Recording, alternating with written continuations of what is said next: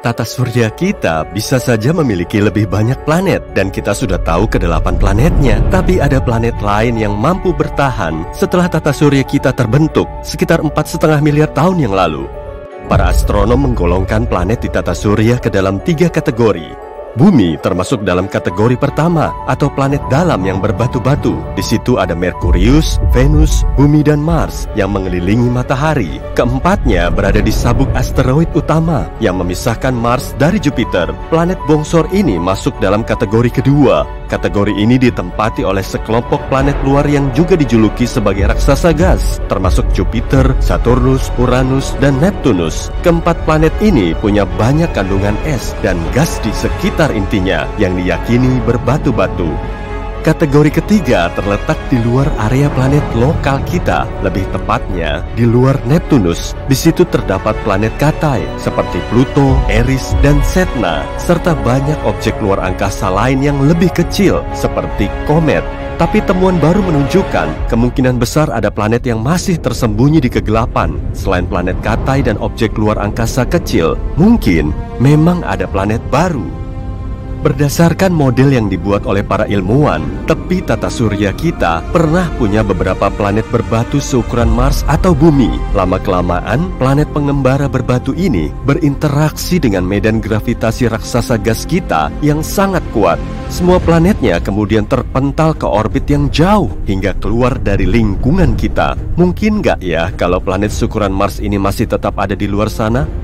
Para ilmuwan telah bikin simulasi untuk mempelajari kemungkinannya. Menurut 50% kejadian, planet ini akan terlontar keluar angkasa saat berinteraksi dengan gravitasi raksasa gas. 50% sisanya menunjukkan planet pengembara berada di dalam orbit yang juga diikuti sejumlah objek dari sabuk Kuiper. Berarti kita cuma perlu mencarinya. Para astronom telah menemukan planet yang paling terisolasi di alam semesta. Saat itu, mereka sedang nyari bintang Katai coklat di tempat jauh atau bintang gagal yang nggak bisa memancarkan cahaya sendiri karena kurang besar. Bintang yang dilahirkan sudah punya bobot berat sehingga gaya gravitasinya juga kuat.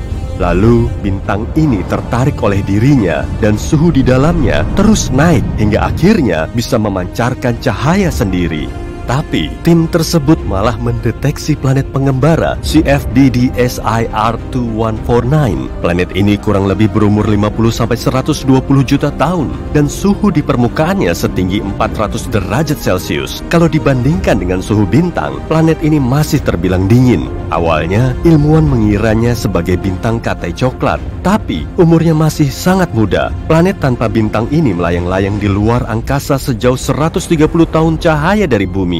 Galaksi Bima Sakti kita berdiameter 100.000 tahun cahaya dan termasuk cukup dekat. Planet kesepian ini termasuk raksasa gas berukuran 4-7 kali lebih besar dari Jupiter.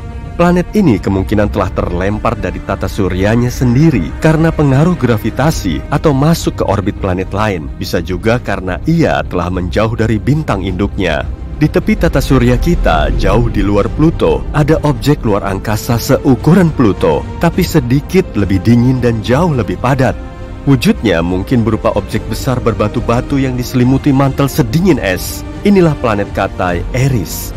Pluto dan Eris sama-sama menempati sabuk Kuiper atau cincin luas berisi objek luar angkasa di luar Neptunus. Sehari di sana berlangsung selama 25,9 jam, agak mirip dengan di bumi. Tapi jarak Eris ke matahari 3 kali lebih jauh dari Pluto ke sang bintang. 1 tahun di sana berlangsung lebih lama, yaitu sekitar 557 tahun di bumi. Permukaan Eris sangat cerah dan dingin. Planet Katai ini juga termasuk objek paling reflektif di tata surya karena bisa memantulkan lebih dari 95% cahaya matahari yang mengenainya. Di area yang lebih jauh lagi, ada Super Saturnus J1407b. Planet yang ukurannya lebih besar dari Jupiter dan Saturnus ini termasuk eksoplanet atau planet yang mengitari bintang induk selain matahari. Super Saturnus berjarak 434 tahun cahaya dari bumi di rasi bintang Centaurus. Inilah satu-satunya eksoplanet yang diketahui memiliki cincin mirip Saturnus. Planet ini juga punya sistem cincin yang besar, bahkan 200 kali lebih besar dari cincin Saturnus. Totalnya ada lebih dari 30 cincin yang masing-masing berdiameter puluhan juta kilometer. Di sela-sela cincin ini terdapat celah dan mungkin di situ ada sejumlah satelit menarik alias eksobulan. Kalau Super Saturnus ini bertukar tempat dengan Saturnus biasa, cincinnya akan sangat mendominasi angkasa kita. Cuma dengan mendongak kita akan langsung melihatnya. Pemandangan ini akan sangat menakjubkan karena ukurannya akan jauh lebih besar dari bulan purnama. Para ilmuwan sudah nemu ribuan planet di luar tata surya kita. Sebagiannya bisa sepadat besi, tapi sebagian lainnya sangat ringan. Lalu ada juga planet panas GJ1214b yang ukurannya lebih besar dari bumi dan lebih kecil dari Uranus. Jaraknya 4 tahun cahaya dari kita di rasi bintang Ophiuchus. Planet berair ini diselimuti atmosfer tebal yang diameternya 2,7 kalinya bumi. Bobotnya sendiri hampir 7 kali lebih berat dari planet kita. Kemungkinan besar planet ini terbentuk di area yang jauh dari bintangnya. Di situ kemungkinan juga banyak mengandung es cair. Tapi kemudian GJ1214b bermigrasi ke tempatnya sekarang.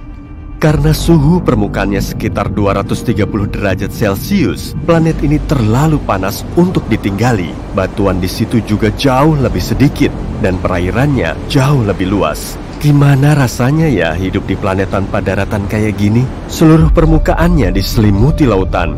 Tekanan dan suhu tinggi di situ membuat airnya super cair serta esnya super panas. Di planet ini juga ada materi eksotis yang nggak bisa kita lihat di bumi.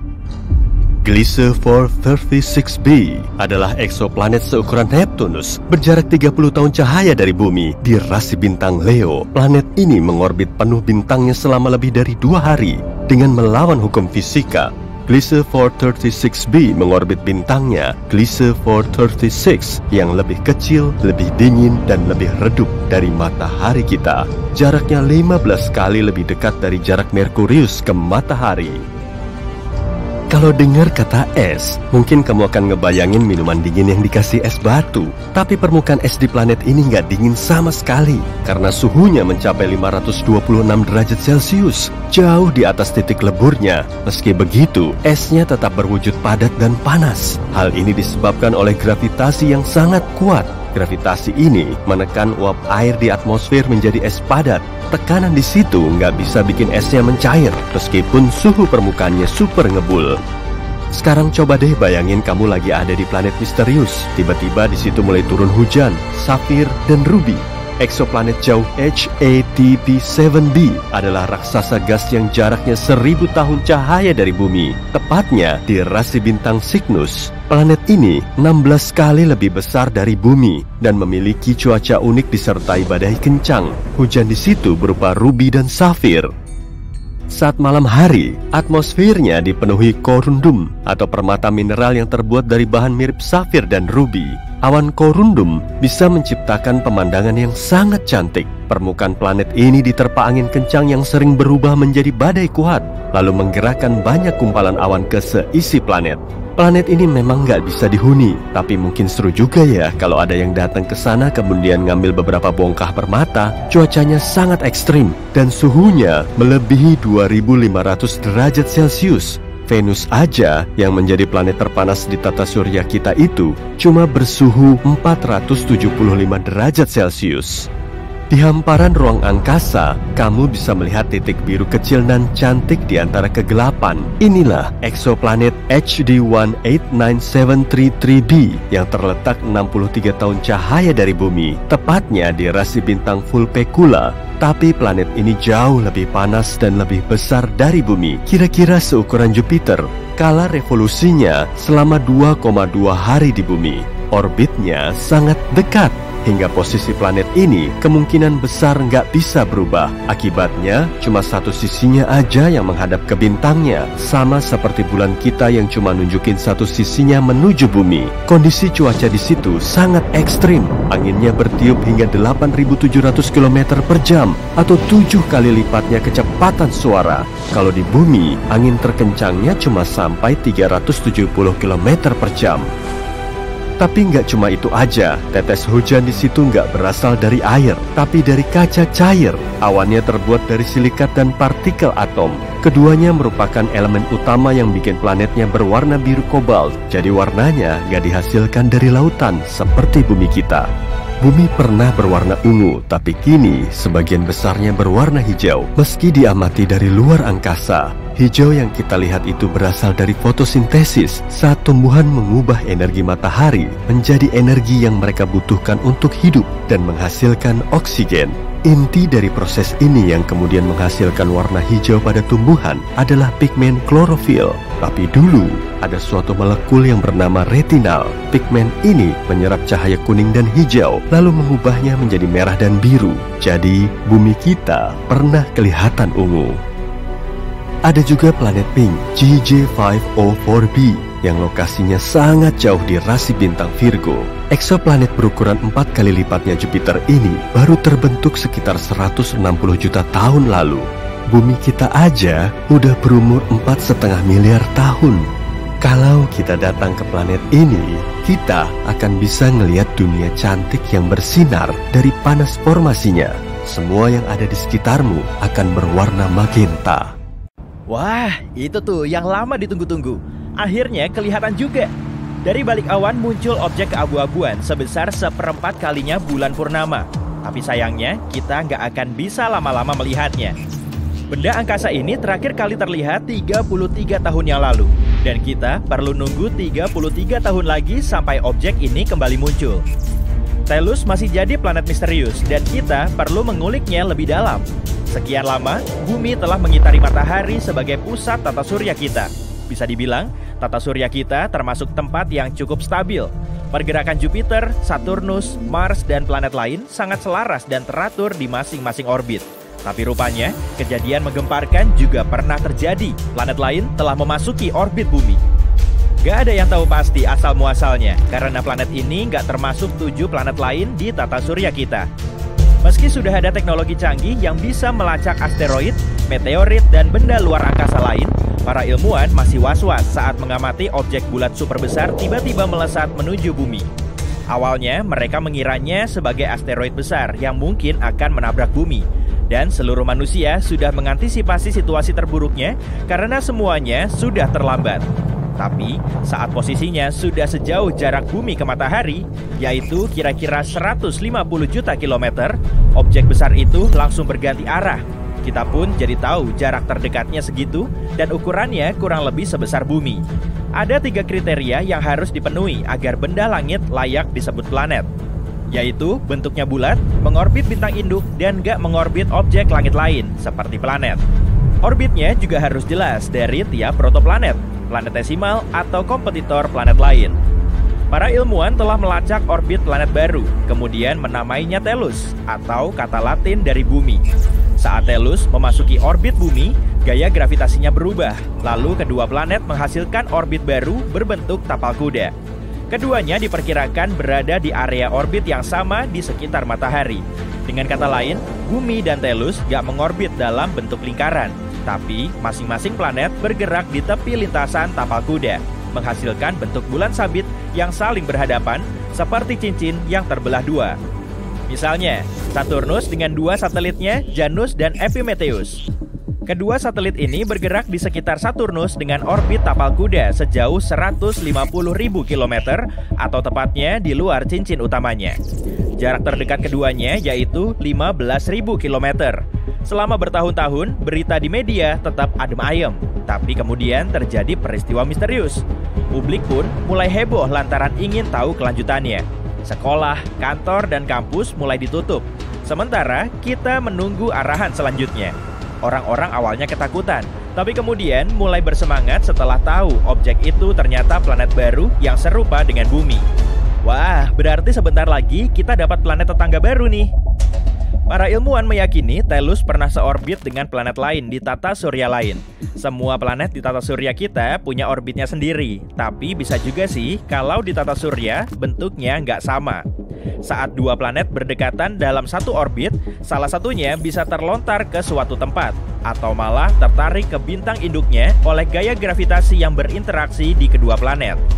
Kalau gaya gravitasinya saling tarik-menarik, kedua planet akan saling mendekat. Kemudian, duar, terjadi tabrakan dahsyat. Atau bisa juga kedua planet menempati satu orbit, lalu menghasilkan orbit tapal kuda seperti Bumi dan Tellus. Hal seperti ini nggak cuma terjadi sekali. 4,5 miliar tahun yang lalu, saat tata surya kita baru terbentuk selama puluhan juta tahun, ada objek luar angkasa sebesar Mars bergerak menuju Bumi, kemudian menabraknya. Menurut salah satu teori, Bumi menarik serpihan planet itu menuju orbit, kemudian menghasilkan bulan. Tabrakan itu kemungkinan telah memicu terbentuknya permukaan Bumi. Malahan, batuan tertua yang telah ditemukan di Bumi masih lebih muda dari umur sebagian meteorit. Di Uranus, juga kemungkinan telah terjadi tabrakan besar. Miliaran tahun yang lalu, objek luar angkasa berukuran 2 kalinya Bumi terus mepet ke Uranus muda. Ia menabrak si raksasa gas dengan kekuatan penuh sampai miring, tapi nggak sampai hancur. Akibatnya, arah putaran Uranus jadi miring, nggak sama seperti planet lain. Tata surya kita terbentuk oleh gravitasi yang menarik awan gas dan debu. Kondisi saat itu sangat gak menentu, dan sejumlah serpihan terus-terusan menabrak planet yang sedang terbentuk. Dua planet gak akan mungkin menempati orbit yang sama, karena kondisinya gak akan stabil. Lintasannya juga mungkin gak stabil, sehingga kondisi di situ jadi amburadul dan gak menentu. Makanya, keberadaan Tellus juga nggak bisa kita anggap remeh meskipun kondisi Bumi saat ini masih aman-aman aja. Bisa aja kan tabrakan dahsyat itu bakal terjadi dalam waktu miliaran tahun? Menurut konsep titik Lagrange, ada 5 titik khusus di mana gravitasi planet dan matahari saling setimbang. Dengan memperhitungkan massa planet dan matahari, kita akan bisa memprediksi gerakan orbitnya. Tapi, dari kelima titik ini, yang stabil cuma 2. Kalau kondisi di ketiga titik lain berubah, konsekuensinya bisa bikin ngeri. Selain itu, di titik L4 dan L5 banyak terdapat asteroid.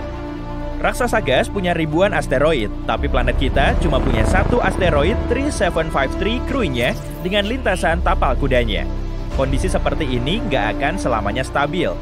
Tapi, kalaupun memang begitu, berarti dua planet bisa berada dalam satu orbit. Skala rotasi dan revolusi planet akan lebih lama. Kita juga akan kesulitan nentuin tanggal di kalender karena kondisi antariksa berubah-ubah dan planetnya masih menyesuaikan diri dengan orbit baru. Iklimnya tetap sama untuk sementara waktu, mungkin mirip-mirip dengan kondisi di Tellus karena jarak kita ke matahari masih sama. Rupa dan kondisi Tellus sangat mirip dengan Bumi, jadi kemungkinan kita akan bisa hidup di situ. Jarak terdekat Tellus tercapai setiap 33 tahun sekali. Kemudian, planet ini akan bergerak di belakang matahari dan kita bisa ngumpulin data terkait kondisi di situ. Saat lagi happy-happy mau pindah ke planet baru, tiba-tiba ada fenomena menarik. Untuk pertama kalinya, kita menerima pesan dari luar angkasa. Pesan itu berupa frekuensi radio dalam bahasa yang nggak dikenal. Sembari mencoba memahami pesan tersebut, kita juga perlu nyiapin misi kunjungan pertama. Makhluk apapun yang udah mencoba berinteraksi dengan kita pasti nggak mau cari ribut. Tempat asal mereka jauh banget loh. Dan untuk pertama kalinya kita akan pergi ke Tellus. Pesawat luar angkasanya udah siap tuh. Setelah 9 hari terbang, pesawat ini akan sampai di planet tujuan. Para jurnalis mulai berkerumun. Sejumlah orang bersorak-sorai dan kamera siap menyala. Oke, tinggal menunggu waktu. Hari ini, Tellus muncul di titik terdekatnya selama beberapa saat dan mungkin sampai beberapa hari ke depan. Jadi, waktu kita sangat mepet. Semoga kita bisa berinteraksi dengan temenan, bekerja sama, atau menjelajahi tempat baru bersama. Sejauh ini, kita cuma bisa ngelihat foto yang diambil oleh para ilmuwan dari kejauhan. Kemungkinan di Tellus ada banyak air, dan menurut para peneliti, di situ juga ada air terjun dan danau yang jauh lebih dalam dan lebih luas. Bisa jadi, di dalamnya juga ada organisme unik yang nggak kita miliki. Para ilmuwan memperkirakan di situ ada gunung berapi yang mungkin lebih tinggi dan lebih jumbo dari gunung berapi terbesar di tata surya kita, Olympus Mons. Diameternya aja 600 km. Angin di Tellus juga mungkin sangat kencang seperti di Venus, yang 50 kali lebih kuat dari kecepatan rotasinya. Siapa tahu di situ juga ada es air, sama kayak di seluruh tata surya kita, dan bahkan sebagiannya terhampar di kawah bulan dan Merkurius. Mungkin nggak ya kalau ukuran Tellus akan berubah? seperti Merkurius yang permukaannya bertebing dan berlereng kecil. Jadi, planet ini perlahan terus menyusut. Tellus mungkin punya pegunungan tinggi seperti Pluto. Meski nggak tergolong sebagai planet lagi, pegunungan beresnya sangat menawan, bahkan setinggi 3.300 meter. Dan hari ini, kita akan mencari tahu semuanya. Semoga lancar deh! Setelah melesat meninggalkan bumi, kamu menghentikan pesawat luar angkasamu di dekat bulan. Jarakmu sekitar 380.000 km dari planet asalmu, atau hampir 400 kali panjang Pulau Jawa. Kamu mulai mengambil palu dan pahat raksasa dengan lengan robot pesawat luar angkasamu. Setelah meletakkan pahat itu di kutub utara bumi, kamu mulai memukulnya dengan palu. Bumi pun langsung terbelah mirip kulit telur. Oh, ternyata di dalamnya ada planet lain. Namanya Theia. Planet ini tersembunyi di bawah bumi. Loh, kok bisa ada Theia di bawah sana? Kamu perlu merunut ke masa 4,5 miliar tahun yang lalu untuk mendapat jawabannya. Nebula yang indah ini akan jadi tata surya kita dalam waktu dekat. Debu warna-warni dan sejumlah puing luar angkasa perlahan mendekati pusatnya. Tak lama lagi, puing-puing misterius ini akan sangat berat dan padat. Suhunya di dalam objek raksasa ini juga terus naik. Setelah mencapai titik maksimum, rentetan reaksi nuklir langsung muncul.